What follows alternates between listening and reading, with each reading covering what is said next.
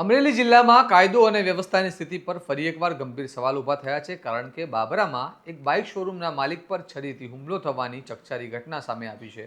એના કારણે સમગ્ર પંથકમાં ભય અને રોષનો માહોલ સર્જાયો છે અને સ્થાનિક લોકો પૂછે છે કે શું અસામાજિક તત્વો હવે બેફામ બની ગયા છે. આવો વિગતે વાત કરીએ સમગ્ર ઘટનાની આ અહેવાલમાં. નમસ્કાર, હું ચિરાગ વર્ષાબેન, આપ જોઈ રહ્યા છો સ્વમાન. અમરેલી જિલ્લામાં અગાઉ બુટલેગરો અને ગુનાહિત તત્વોની બેફામ હરકતોને લઈને ચર્ચાઓ ચાલી રહી હતી અને હવે બાબરામાં બનેલી આ ઘટનાએ પોલીસની કામગીરી અને તંત્રની સતર્કતા પર વધુ એક વખત પ્રશ્નચિહ્ન મૂક્યું છે.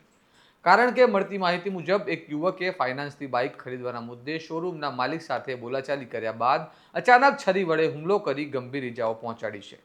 ઘટના બનતાની સાથે જ શોરૂમના માલિકને તાત્કાલિક બાબરા સિવિલ હોસ્પિટલ ખાતે ખસેડવામાં આવ્યા છે, જ્યાં તેમની સારવાર ચાલી રહી છે. અને આ સમાચાર મળતા જ બાબરાના ધારાસભ્ય જનક તળાવિયા પણ હોસ્પિટલ દોડી આવ્યા હતા અને પીડિતની મુલાકાત લઈને સમગ્ર મામલાની માહિતી મેળવી હતી. ત્યારે બીજી તરફ પોલીસ દ્વારા આરોપીની શોધખોળ શરૂ કરવામાં આવી છે અને તેને ઝડપથી પકડવાની માંગ સ્થાનિકો દ્વારા ઉગ્ર રીતે ઉઠી રહી છે.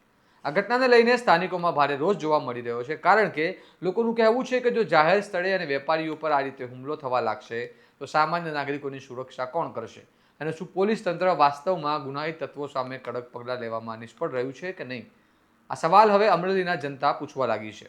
હવે જોવાનું રહ્યું કે આરોપી કેટલા સમયમાં પોલીસના સકંજામાં આવે છે અને તેની સામે શું કડક કાર્યવાહી થાય છે, કારણ કે આ ઘટના માત્ર એક વ્યક્તિ પર થયેલા હુમલાનો મામલો નથી, પરંતુ અમરેલીની કાયદો અને વ્યવસ્થાની વિશ્વસનીયતા પર પણ સીધો પ્રહાર છે. તમારું આ મામલે શું મંતવ્ય છે તેમને કમેન્ટ બોક્સમાં જરૂર જણાવો. સ્વમાનની ચેનલને લાઇક કરો, આ વિડીયોને શેર કરો અને સબસ્ક્રાઇબ કરવાનું ભૂલતા નહીં. જોતા રહો સ્વમાન. નમસ્કાર.